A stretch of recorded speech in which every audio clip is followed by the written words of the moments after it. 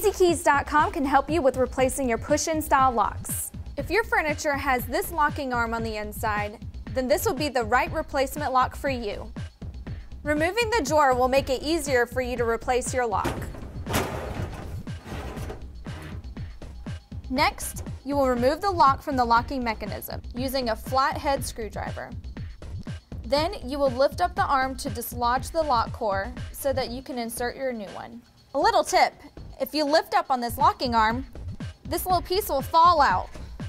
After you have inserted your new core, replace the locking arm into the slot on the back of the cylinder and screw the arm back into the core to secure it in place.